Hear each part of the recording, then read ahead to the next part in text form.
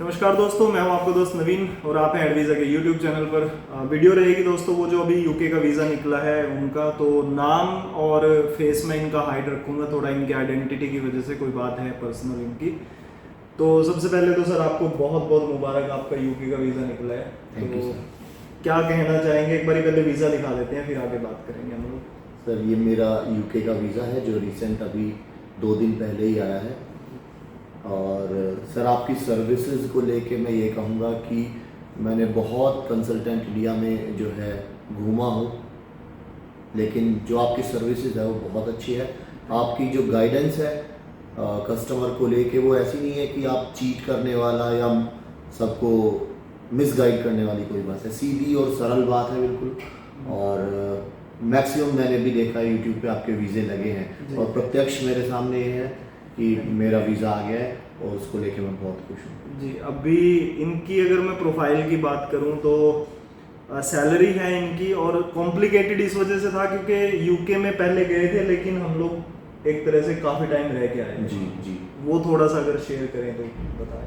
हाँ, मैं 2019 में यूके ट्रैवल किया था मैंने जी। और ओवर से नहीं हुआ था, लेकिन हाँ मैं 4-5 महीने कुछ रह के आया था। उसके बाद मैं वापस इंडिया आ गया था और मैंने अगर दोबारा फिर ट्राई किया था तो रिजेक्शन आई थी और उसमें मेंशन था कि आप 3 से 4 महीने आप वहाँ रुके हैं, तो इसलिए आपका रिजेक्शन हम लोग डाल रहे हैं। जी, तो वो एक कॉम्प्लिकेटेड हो जाता है क्योंकि एक बारी आपने 3-4 महीने निकाल लिया, दैट मीन्स ये पता चल गया कि आपने वहाँ काम किया है, उनको वीज़ा ऑफिसर को ये चीज़ क्लियर हो जाती है।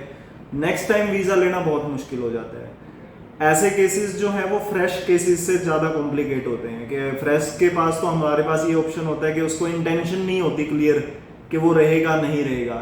ऐसे केसेस में एक कॉम्प्लिकेशन आ जाती है कि पहले गए थे, बोल करके गए हैं मैं 10 दिन रहूँगा और रह करके हम लोग आ रहे हैं 4 महीने तक, तो ये एक इसको केस को निकालना थोड़ा मुश्किल होता है। लेकिन उसकी जस्टिफिकेशन हमने बनाई थी जी। डॉक्यूमेंट्स मंगवाए थे मैंने, जो चाहिए मैंने वहाँ से भी डॉक्यूमेंट्स मंगवाए, यहाँ से भी कुछ तैयारी की, उसके बाद उसकी जस्टिफिकेशन बनाई है। देखिए आटे में नमक मिलता है, वो कोशिश हम लोग रखते हैं कि लीगली जो होगा वो करेंगे, इलीगल कुछ नहीं। बिल्कुल इलीगली हमने कोई डॉक्यूमेंट कुछ नहीं है देखा कि कहाँ से लीगली इसको मैं सेटिस्फाई कर पाऊंगा, कहाँ नहीं कर पाऊंगा, वो सभी हमने मंगवाया, उससे सेटिस्फेक्शन की है। स्टेटमेंट के बारे में सर, स्टेटमेंट में कुछ गोलमाल था बीच में काफ़ी। स्टेटमेंट एक्चुअली मेरी बहुत ज़्यादा मेंटेन नहीं थी, लेकिन आपने जैसे मुझे गाइड किया उसके अकॉर्डिंग फिर हमने उसको मेंटेन किया और सक्सेस मिली हमें। उसमें भी बीच में कुछ स्टेटमेंट्स में थी जो वाइफ के अकाउंट में गया था, तो वो उसमें क्या था सर कि एक सीधी स्टेटमेंट नहीं थी। जैसे कई स्टेटमेंट होती है, सैलरी आई है और सैलरी को हमने डाला और उसके बाद कुछ खर्चा निकल गया, जो एक हम बोलते हैं एक जिसको एक परफेक्ट स्टेटमेंट जो होती है कि भाई वो बिल्कुल सही रहती है। इनकी स्टेटमेंट में वो नहीं था, काफ़ी अप डाउन्स भी थे उसमें, पैसा निकल रहा था, डल भी रहा था बीच बीच में, तो वो एक हमारे लिए भी चैलेंज था कि इस चीज़ को हम क्या करें कैसे करें। लेकिन चलो वो भी हमने खुद इधर उधर से जो भी उसका बना करके विद प्रूफ हमारे पास थे, तो कुछ था वो सारा हमने किया। उसके बाद इनकी फाइल पुटअप हुई, कितने दिन में वीज़ा सर आ गया? अप्रॉक्स 45 डेज में मेरे 45, तो वो 45 डेज लग रहे हैं। सर्विस में सर जो पेमेंट को लेकर के कभी कोई इशू आया हो? सर पेमेंट को लेके तो कभी कोई इशू रहा ही नहीं है वीज़ा में। जी जी जी। तो बहुत सीधा और सरल है और ओवर चार्जिंग कुछ नहीं है, हिडन चार्जेस कुछ नहीं है लोग हम लोग के लिए देते हैं। तो मेरे हिसाब से एक परफेक्ट डेस्टिनेशन है। अगर किसी को यूके के लिए वीज़ा के लिए अप्लाई करना है तो एक परफेक्ट डेस्टिनेशन एडवीज़ा है। देखिए आप कहीं से भी करो, मैं ये नहीं कहूँगा, चलो इनका ट्रस्ट बना रहा है हमारे ऊपर उस वजह से भी है। आप कहीं से भी करें, आप देखिए पहले, सबको यही है कि ये तो बहुत घूमे, इनको तो पता है। लेकिन मैं एक चीज़ कहूँगा कि क्या मार्केट में इतना एक्सपीरियंस वाला कोई है? अगर है तो वहाँ जरूर करवाएं, लेकिन अगर नहीं है तो भाई एक बारी जरूर कंसल्ट करें।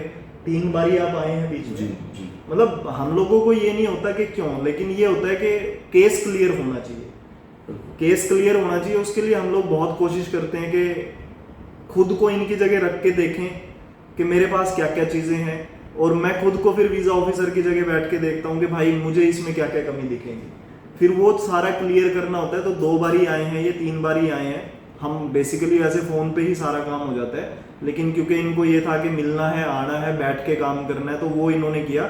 अदरवाइज हम लोग बहुत सारा काम तो ऑनलाइन ही चलता है। तो उस सीन में मैं ये कहूँगा कि भाई डॉक्यूमेंटेशन अगर आपके पास है, आप चाहते हो एक बारी वीज़ा अप्लाई करना चाहते हैं, एक बारी आप स्टेटमेंट भेज दीजिएगा, ITR भेज दीजिएगा, स्टाफ बैठा है। आपकी स्टेटमेंट भी बहुत चेक हुई थी जी जी, काफ़ी उसमें चीज़ें निकली थी जो डिस्कशन। मेरे ख्याल से 5-6 बार आपने उसको जो है हाँ चेक किया, और फिर जो उसमें मिस्टेक्स थी, माइनर्स थी, वो आपने सॉर्ट आउट किया है। जी जी, तो वो ये हमारे लिए बहुत ज़रूरी होता है कि हम हर चीज़ को ध्यान से करें।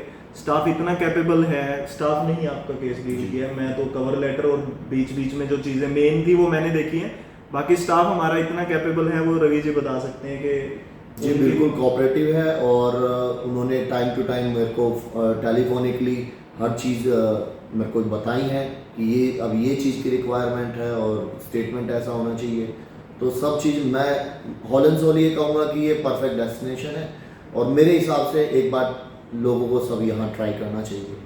तो बहुत बहुत आपका थैंक यू सर, और परमात्मा करे जहाँ भी आपकी डेस्टिनेशन आप चाहते हैं वहाँ पहुँचे। बाकी आप सबका भी जुड़े रहने के लिए दिल से बहुत बहुत धन्यवाद। Thank you.